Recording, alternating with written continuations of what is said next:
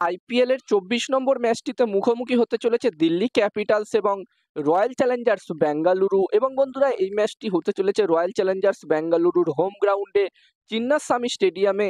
এবং বন্ধুরা, এই ম্যাচটির জন্য প্রথম ইনিংসে একটি ভালো টোটালের কথা বললে, এই চিন্নাস্বামী স্টেডিয়ামের পিচ নিয়ে কথা বললে তোমরা অলরেডি জানো যে এখানকার পিচ একদমই প্রপার ব্যাটিং ফ্রেন্ডলি পিচ থাকে।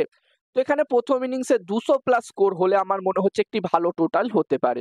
আর বন্ধুরা, যেখানে আরসিবি টিম তাদের ঘরের মাঠে অলরেডি একটি ম্যাচ খেলে নিয়েছে এবং সেই ম্যাচটি তারা হেরে গেছিল, যেখানে আরসিবি টিম ওই ম্যাচটিতে গুজরাট টাইটান্স টিমের বিরুদ্ধে হেরেছিল।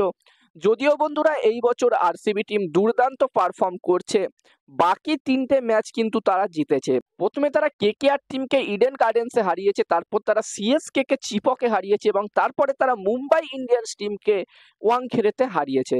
তো বন্ধুরা, এখানে 3টে অ্যাওয়ে ম্যাচ আরসিবি টিম জিতেছে। দারুণ তারা ক্রিকেট খেলছে। যদিও তারা ঘরের মাঠে যেই ম্যাচটি খেলেছিল গুজরাটের বিরুদ্ধে, গুজরাট টাইটান্স টিমের বিরুদ্ধে, সেই ম্যাচটি তারা হেরেছিল।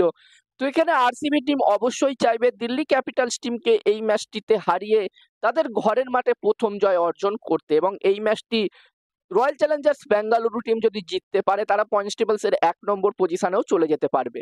তো এখানে আরসিবি চাইবে অবশ্যই এই ম্যাচটিতে জয়লাভ করতে। অন্যদিকে দিল্লি ক্যাপিটালস টিমের কথা বললে বন্ধুরা, এই টিমটিও কিন্তু দুর্দান্ত শুরু করেছে এই বছরে। দিল্লি ক্যাপিটালস টিম যেই 3টে ম্যাচ খেলেছে সেই 3টে ম্যাচই তারা জিতেছে। প্রথমে Delhi Capitals team Lucknow super giants টিমকে হারিয়েছিল 1 উইকেটে। ওই ম্যাচটিতে আমরা দেখেছিলাম আশুতোষ শর্মা দুর্দান্ত ব্যাটিং করেছিল। এরপরে তারা সানরাইজার্স হায়দ্রাবাদ টিমকে হারায় এবং তারপরে তারা সিএসকে টিমকে হারিয়ে এই ম্যাচটি খেলতে আসছে। তো এখানে দিল্লি ক্যাপিটালস টিমও কিন্তু চাইবে অবশ্যই এই ম্যাচটিতে জয়লাভ করতে। দিল্লি ক্যাপিটালস টিম এই ম্যাচটি জিতলে ব্যাক টু ব্যাক 4টে ম্যাচ তারা জিতবে এবং তারাও কিন্তু এই ম্যাচটি জিতলে পয়েন্টস টেবলসের 1 নম্বর পজিশনে চলে যাবে। তো এখানে আরসিবি ডিসি দুটি টিমই চাইবে এই ম্যাচটিতে অবশ্যই জয়লাভ করতে। এবং এই ম্যাচটির জন্য এই দুটি টিমের মধ্যে যদি আমি কম্পেয়ার করি, প্রথমে এই দুটি টিমের ব্যাটিং লাইন আপ নিয়ে যদি কথা বলি, যেখানে বন্ধুরা আরসিবি টিমের কাছে খুবই ভালো ভালো প্লেয়ার্স আছে, তোমরা সকলেই জানো। এবং সব থেকে যে পজিটিভ জিনিস হচ্ছে আরসিবি টিমের ব্যাটসম্যানরা কিন্তু দুর্দান্ত ফর্মে আছে। বিরাট কোহলি দুর্দান্ত ব্যাটিং করছে, সাথে সাথে রাজাত পাতিদার, আরসিবি টিমের নতুন ক্যাপ্টেন রাজাত পাতিদারও দুর্দান্ত ফর্মে আছে, দারুণ ব্যাটিং সে করছে। এছাড়াও ফিল সল্টও মোটামুটি ভালোই ব্যাটিং করছে এবং লোয়ার অর্ডারে জিতেশ শর্মাও ভালো ব্যাটিং করছে। টিম ডেভিডের মতো প্লেয়ারও আছে আরসিবি টিমের কাছে। ওভারঅল এই টিমটির ব্যাটিং লাইন আপ এই বছর খুবই শক্তিশালী দেখাচ্ছে। এবং দিল্লি ক্যাপিটালস টিমের কাছেও খুবই ভালো ভালো ব্যাটসম্যান আছে। দিল্লি ক্যাপিটালস টিমের কাছে কেএল রাহুলের মতো প্লেয়ার আছে।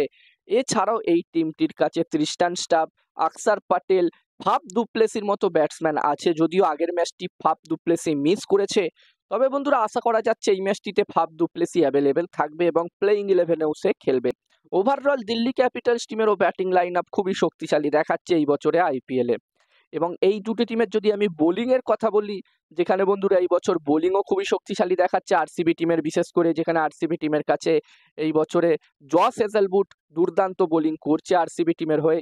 এছাড়াও ইয়াস দায়ালও দারুণ বোলিং করছে এবং ক্রুনাল পান্ডিয়ার মতো বোলার আছে আরসিবি টিমের কাছে। ওভারঅল এই টিমটির বোলিং লাইন আপও কিন্তু শক্তিশালী দেখাচ্ছে। অন্যদিকে দিল্লি ক্যাপিটালস টিমের বোলিং এর কথা বললে বন্ধুরা, যেখানে দিল্লি ক্যাপিটালস টিমের কাছেও মিচেল স্টার্ক, কুলদীপ যাদব, আকসার প্যাটেলের মতো বোলার কিন্তু আছে। এখানে দিল্লি ক্যাপিটালস টিমেরও বোলিং খুবই শক্তিশালী দেখাচ্ছে এবং এই ম্যাচটি প্রেডিক্ট করা কিন্তু খুবই মুশকিল কাজ। তবে এই ম্যাচটিতে আমি এগিয়ে রাখবো দিল্লি ক্যাপিটালস টিমকে। আমার মনে হচ্ছে এই ম্যাচটিতে দিল্লি ক্যাপিটালস টিম ভালো পারফর্ম করবে আরসিবি টিমের তুলনায়। আমার মনে হচ্ছে এই ম্যাচটিতে দিল্লি ক্যাপিটালস টিমেরই পাল্লা ভারী থাকবে।